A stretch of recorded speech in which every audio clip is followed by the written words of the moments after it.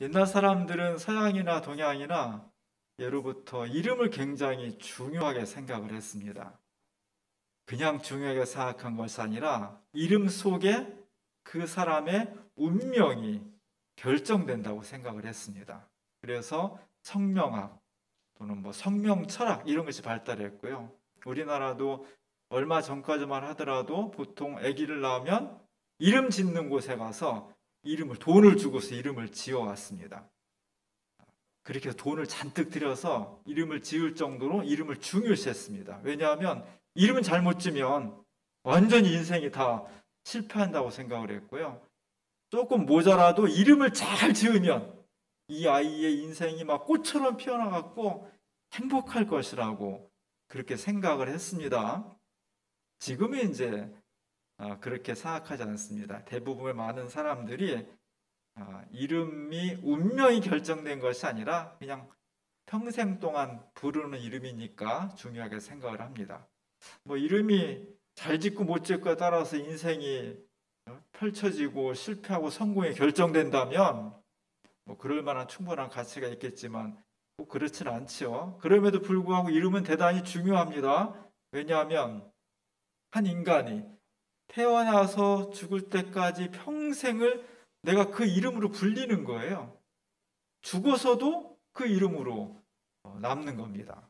호랑이는 가죽을 남기고 사람은 이름을 남긴다고 했는데 나의 평생 동안 내 어떤 정체성, 나의 인격, 나의 이미지 또는 나를 표시하는 어떤 기호이기 때문에 이름이 꼭 운명을 결정하는 건 아니라 할지라도 이름은 대단히 중요합니다.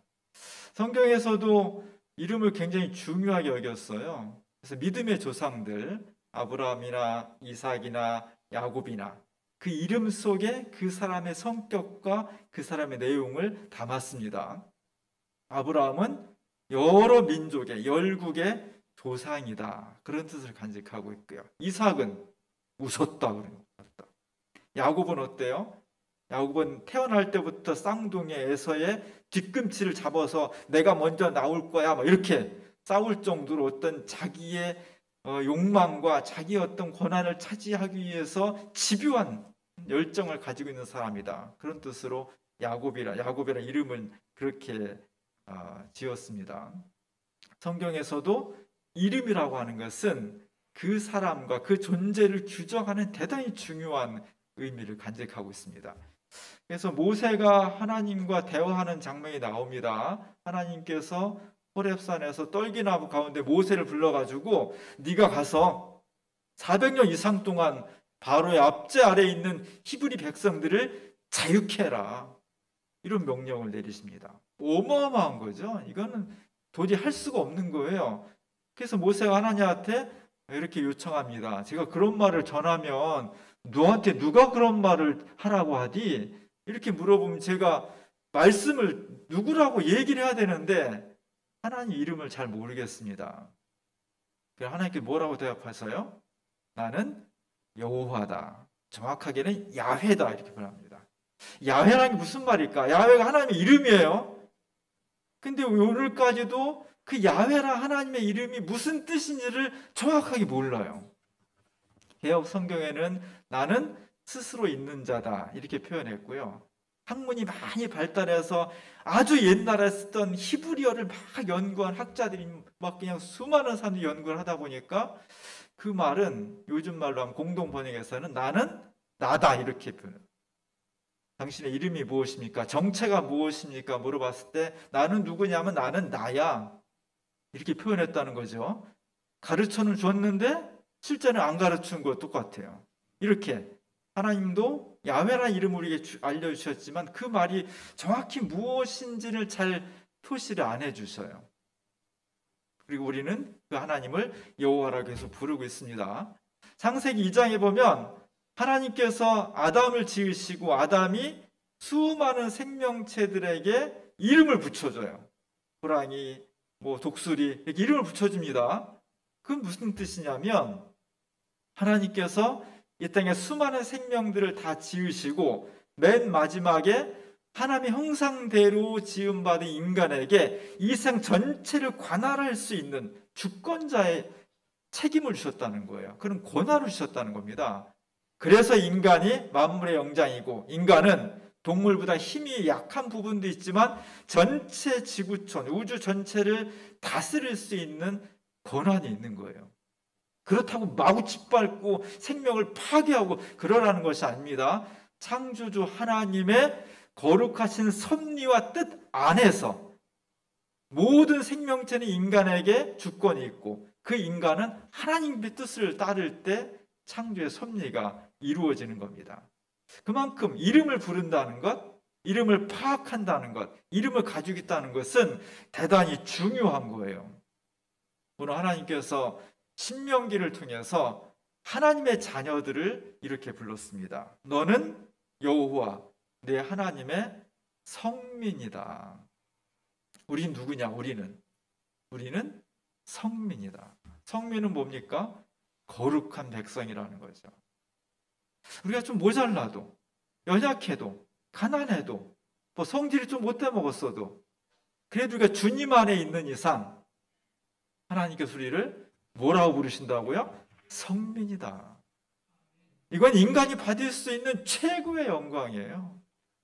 인간이 하나님으로부터, 사람들로부터 성민이다, 거룩한 자녀다, 거룩한 백성이다, 이렇게 불린다는 거예요.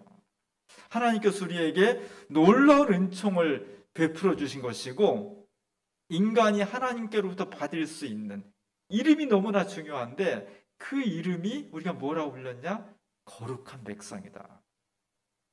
아무리 많이 배웠어도 그 사람한테 거룩하다 이렇게 잘 표현하지 않습니다. 뭐 대통령으로 무조건 거룩한 이렇게 잘 못 써요. 부자도 못 쓰고요. 거룩한이라는 것은 그런 것으로 규정될 수 있는 게 아니에요. 근데 하나님께서 우리에게 너희는 거룩한 백성이다. 이유는 딱 한 가지예요. 거룩하신 하나님을 섬기는 사람들이기 때문에, 우리가 섬기는 그분이 거룩하시기 때문에 그분의 자녀인 우리를 하나님께서 너희는 거룩한 백성이야, 이렇게 불렀다는 겁니다. 너무나 감사한 거예요. 우리가 모두가 다 거룩한 하나님의 자녀로서 그 이름에 걸맞는 삶을 살아야 됩니다.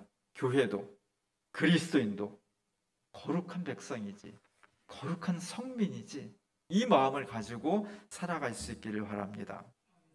오늘 제가 주보 그림에 안치환이란 가수를 넣었어요.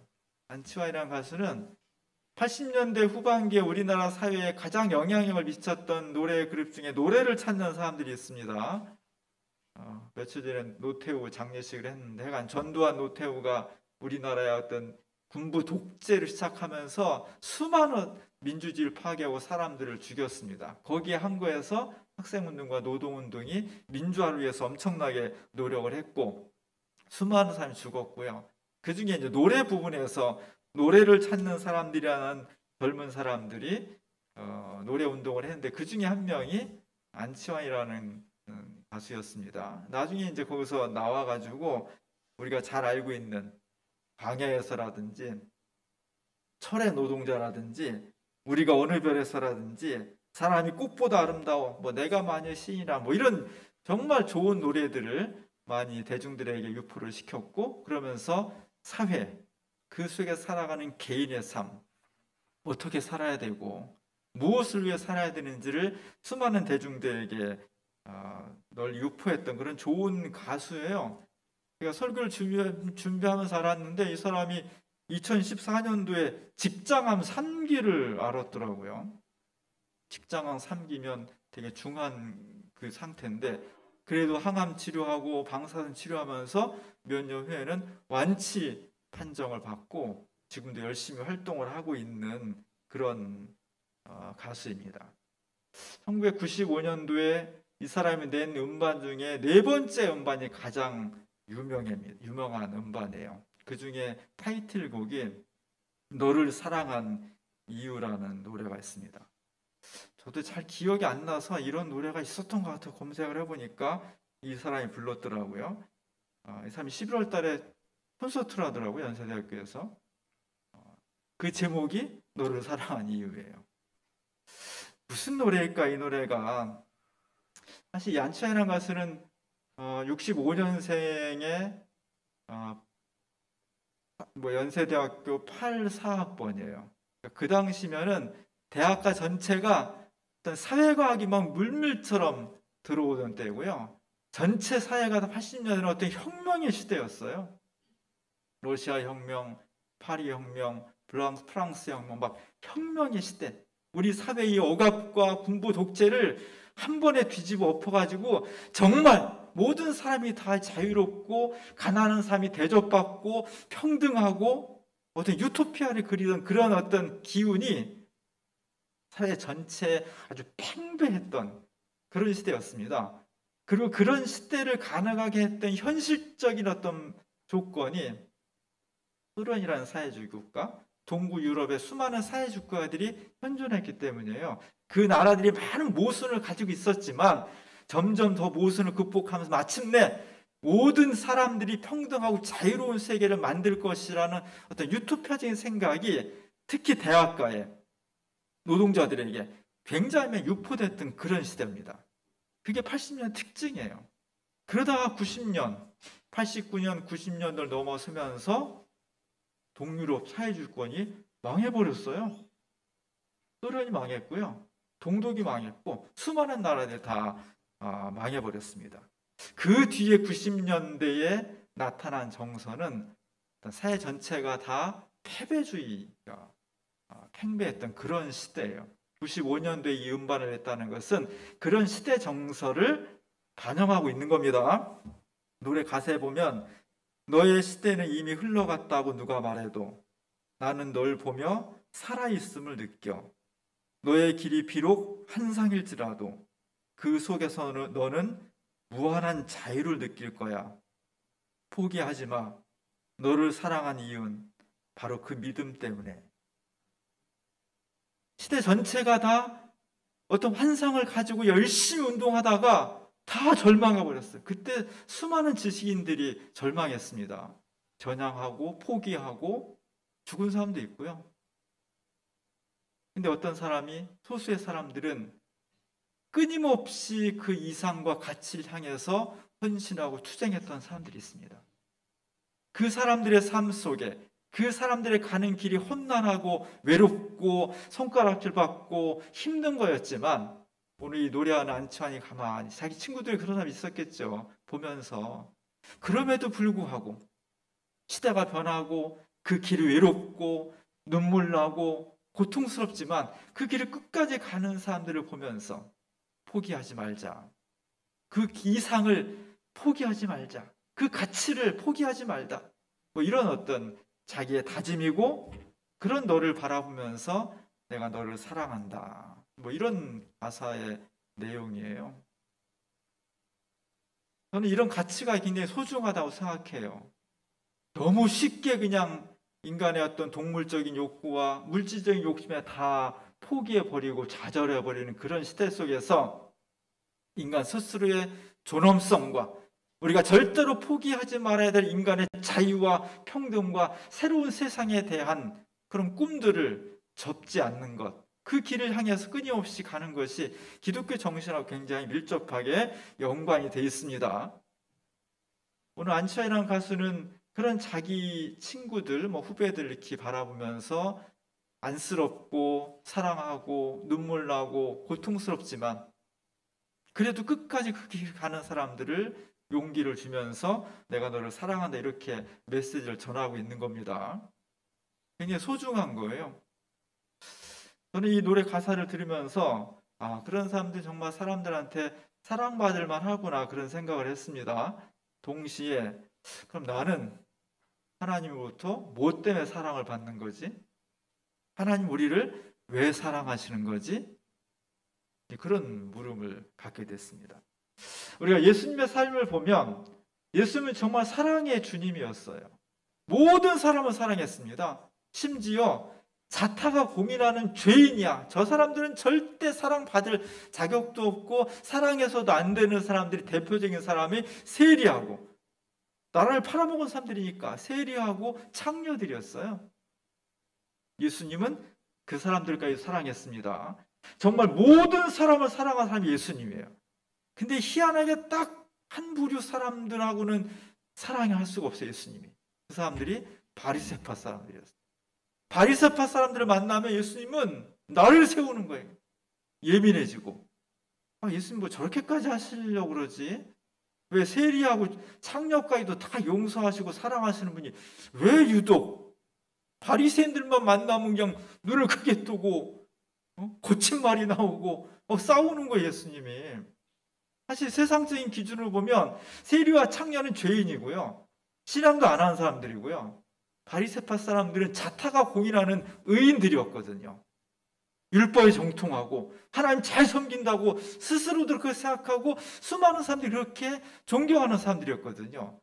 근데 예수님이 세리와 창녀는 다 용서하고 사랑하면서 반대로 바리새파 사람들하고는 아주 만나면 싸우고 논쟁하고 그랬습니다. 왜 그랬을까? 바리새파 사람들은 하나님을 어떻게 섬겨야 되냐? 율법을 다 지켜야 된다. 율법을 지키면 하나님을 사랑하시고 율법을 안 지키면 하나님이 벌을 내리셔. 이걸 끊임없이 강조했습니다. 여기가 예수님이 부딪히는 거예요.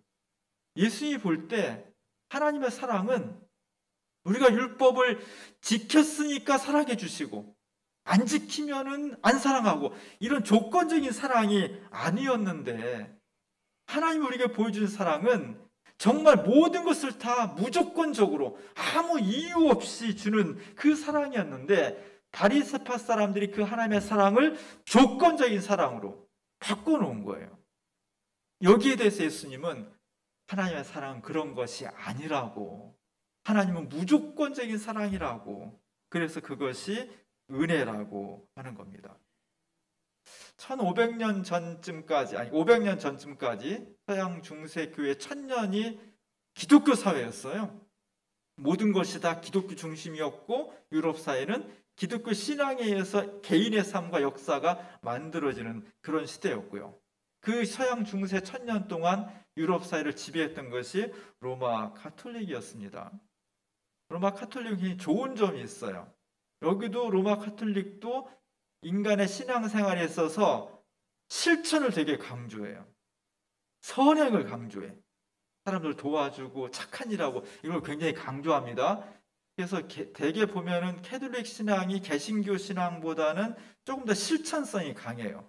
한국 사회에서 지금 현재 개신교인들보다 로마 천주교인들이 조금 더 신뢰를 받는 것은 착한 일을 훨씬 많이 하기 때문에, 제도적으로 구조적으로 착한 일을 훨씬 많이 해요. 개신교는 생내적으로 생태적으로 어떤 실천보다는 내적인 것, 마음의 준비, 마음의 결단, 신앙의 고백 이런 것들을 더 중요시하는 전통을 가지고 있어요. 왜냐하면 500년 전에 바로 오늘 1517년 10월 31일 날 마틴 루터를 시작으로 해서 종교개혁의 불길이 일어났을 때 그때 로마 캐톨릭은 어떤 상황이었냐? 그냥 단순히 선행을 하고 착한 일 하지 이런 것만 캠페인한 것이 아니라 지나치게 이것을 강조하다 보니까 기독교 신앙이 공적이 돼버린 거예요. 착한 일을 하면 구원을 받고 착한 일 안 하면 구원을 못 받는 거예요. 구원의 조건이 하나님의 사랑이 아니라 내가 선행을 했냐 안 했냐 이걸로 구원이 결정나 버리는 거예요. 여기에 대해서 마틴 루터를 중심으로 종교 개혁가들이 그건 복음의 본질이 아니다. 복음의 본질은 뭐냐? 우리가 선행을 해야지 당연히. 그러나 선행을 했다고 해서 구원을 받고 안 했다고 해서 구원 못 받고 이게 아니라는 거예요. 이게 기독교의 본질이 아니라는 겁니다. 선행을 계속 강조하다 보면 마지막 어떻게 되냐면 결국은 물질 중심으로 가요. 선행 중에는 노동을 통해서 선행을 하고 남을 도와주는 것도 있지만 나중에는 돈으로 도와주는 게 굉장히 많잖아요. 그러면 이게 중심이 돼버려요. 1517년 그쯤에서 이게 아주 극에 달한 거예요. 그래서 결국 구원이 내가 얼만큼 물질을 가지고 악한 일을 많이 하고 예수 안 믿어도 그냥 돈으로 다른 사람 도와주면 구원 받는 거예요. 면제부 돈을 많이 주고 사면 좋은 천당에 좋은 자리를 차지하는 거예요. 이런 것이 횡행한 겁니다. 교회가 타락한 거죠. 타락하는 거예요. 여기에 대해서 마틴 루터를 중심으로 많은 종교 개혁자들이 기독교의 본질은 뭐냐? 선행을 하지 말자는 것이 아니라, 물질로 다른 사람을 돕지 말자는 것이 아니라, 그것은 두 번째, 세 번째고, 첫 번째는 뭐냐면 우리가 정말 하나님 앞에 구원받을 수 없는 사람들인데 하나님께서 우리를 너무나 사랑하셨습니다. 그 은혜가 너무 크고 소중하기 때문에 그 은혜 앞에 우리가 무릎을 꿇고 하나님을 섬기며, 내가 정말 어찌하면 하나님 은혜 받은 사람으로서 하나님의 자녀가 될 수 있을까요? 어려운 이웃을 도와라, 물질적으로 나눠라. 순서가 그렇게 되어야 된다는 겁니다. 근데 500년 전까지의 서양 유럽 교회는 마지막에 가서, 처음엔 안 그랬겠죠. 처음에 안 그랬을 텐데 13세기, 14세기, 15세기 거쳐오면서 그렇게 바뀌어갔다는 거예요. 거기에 대해서 종교 개혁을 일으킨 것이 오늘 우리가 기념하는 종교 개혁 기념주일이 되는 겁니다. 오늘은 종교 개혁 504주년 기념주일이에요. 그 종교 개혁의 불길을 일으킨 사람이 수많은 사람들이 있었고요. 사실 루터 이전에도 얀 후스나 이런 종교 개혁가들이 있어서 얀 후스는 사형당했습니다. 수많은 선구자들이 있어요. 근데 선구자들이 너무 시대를 앞서가서 꽃을 피우지 못했고, 마틴 루터가 돌파해낸 거예요. 마틴 루터가 어떻게 돌파했냐? 루터는 원래 캐톨릭 수사였습니다. 오거스틴파의 수사였습니다. 그는 젊어서부터 내가 어떻게 하면 구원받을 수 있을지 그런 고민을 많이 했고 기도를 많이 했어요. 그렇죠? 지금 우리가 천국과 지옥을 별로 두려워하지 않지만 500년 전의 사람들은요, 내가 죽어서 천당을 가냐 지옥을 가냐가 인생 가장 중요한 문제였습니다. 그러잖아요. 60년 70년 사는 것보다 영원히 사는데 천국에서 사느냐 지옥에서 사느냐가 너무너무 중요한 거죠. 루터는 그 시대의 사람으로서 이게 불안한 거예요. 내가 어떻게 하면 구원받을 수 있지? 로마 캐톨릭에서 가르치는 것은 착한 일을 많이 하면 구원받을 수 있다. 면죄부를 좋은 거 사면 구원받을 수 있다. 아주 극단적인 타락한 모습이 나타난 거죠. 근데 루터의 마음속에 도대체 내가 착한 일을 얼만큼을 많이 해야 구원의 확신에 이를 수 있는 거야, 안심할 수 있는 거지? 이런 의문이 생기는 거예요. 면죄부를 도대체 얼마짜리 사면 될까? 100만 원짜리 사면 되나? 그거가 좀 불안하게 1억 원짜리 사면은 되는 건가? 이런 의문들이 지금 우리가 당연하게 생각하지만 500년 전에는 그런 의문들을 잘 못 가질 때예요.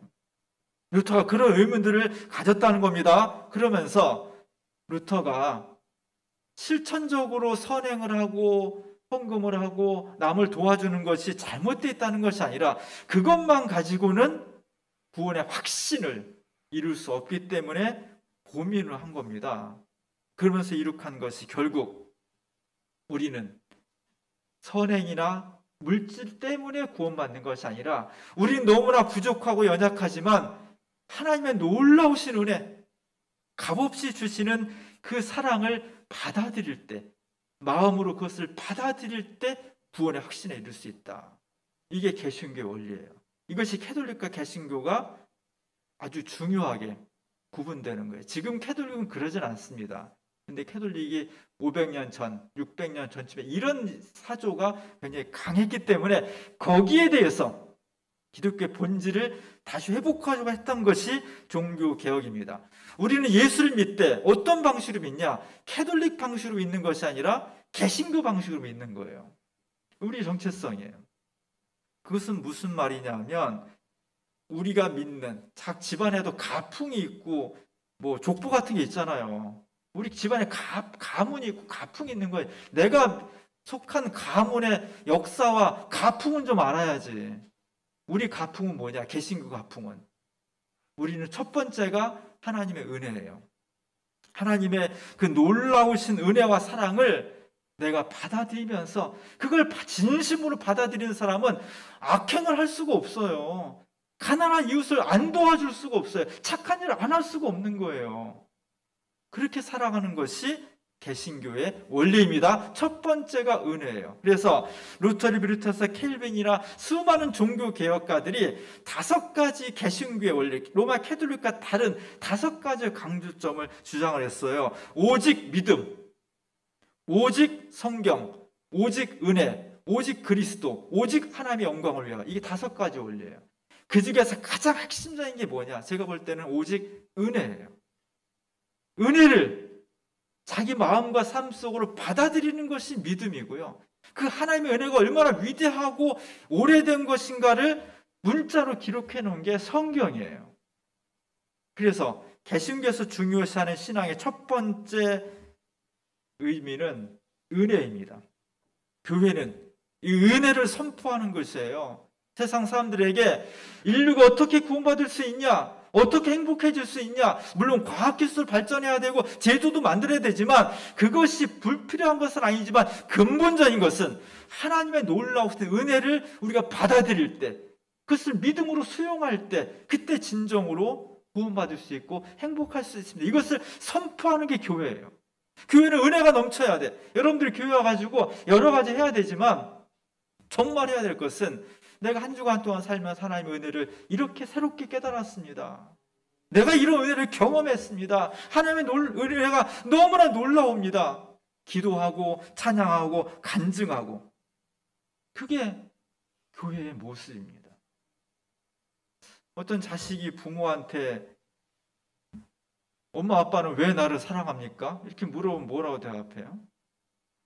물론 그 자식이 얼굴도 예쁘고 멋지고 공부도 잘하고 남들보다 착하고 효도하고 능력도 있어서 사회적으로 지위도 있고 돈도 잘 벌고 그러면 뭐 당연히 더 이쁘겠지, 더 사랑하겠죠. 그러면 안 예쁘고 병들고 남들보다 뒤떨어지면 사랑하지 않습니까? 그건 잘못된 부모죠. 일반적인 부모라면 내 자식이 다른 사람보다 멋지고 유능하고 똑똑해서 사랑하는 게 아니라 왜 사랑해? 내 자식이니까 사랑하는 거예요. 이유가 없습니다. 조건이 없어요. 그냥 사랑하는 거예요. 은혜는 뭐냐?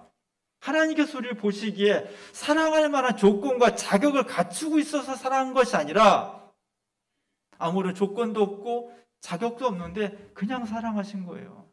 여러분들의 자식을 부모가 사랑하는데 그냥 사랑하듯이 은혜는 뭐냐?